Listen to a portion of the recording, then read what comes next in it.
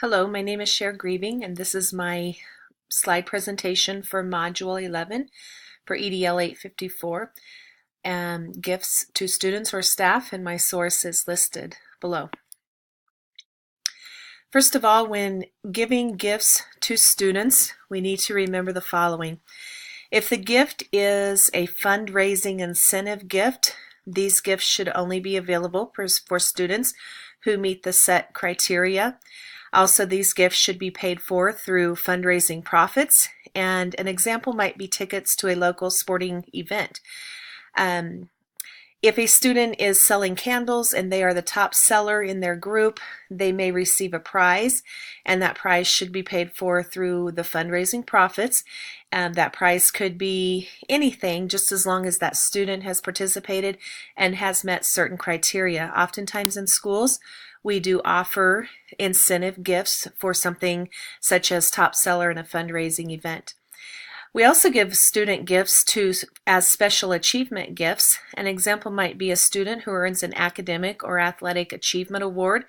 These gifts should be paid for through the general fund or through donations or specific funds such as athletic or music or drama. An example might be a medal or a certificate or even food. If you have a group of students who wins the top prize for test scores, maybe you're going to throw them a pizza party, and that pizza should be paid for through the general fund. Or you have students who have made all league honors for their athletic team and they receive a medal. Those medals should be paid for through an athletic fund or activities fund. Or possibly you have spelling bee participants who are going to receive plaques or some type of award for participating in the spelling bee, and that money could be those gifts could be paid for through the general fund or maybe through a donation.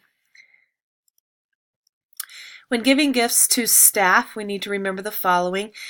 We have all staff gifts, such as a school logo t-shirt. These should be available for all staff members, and these t-shirts could be paid for through a staff fundraising effort money or through donations alone, but probably not through the general fund for these types of gifts. Again, these gifts need to be available for all staff.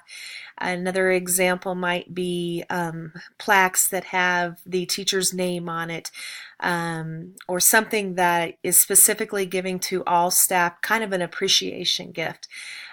Staff can also have incentive gifts. In our school right now, we're doing a pound plunge, and so the team that loses the most weight by spring break will receive an award, a gift card award, and so that is like a fundraising incentive award, and that should be paid specifically from the fundraising profits.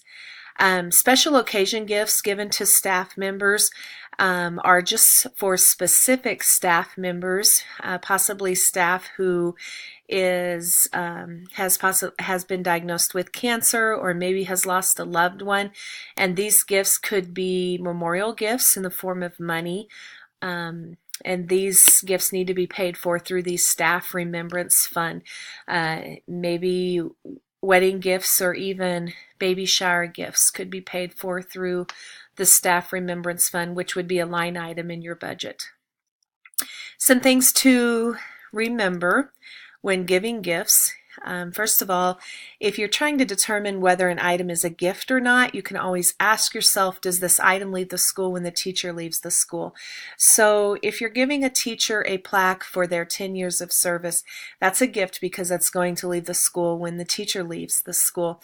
If you're giving the teacher new curtains for their classroom or a picture to hang or a poster to hang on the wall, that's not necessarily a gift because it's going to stay in the classroom if the teacher leaves.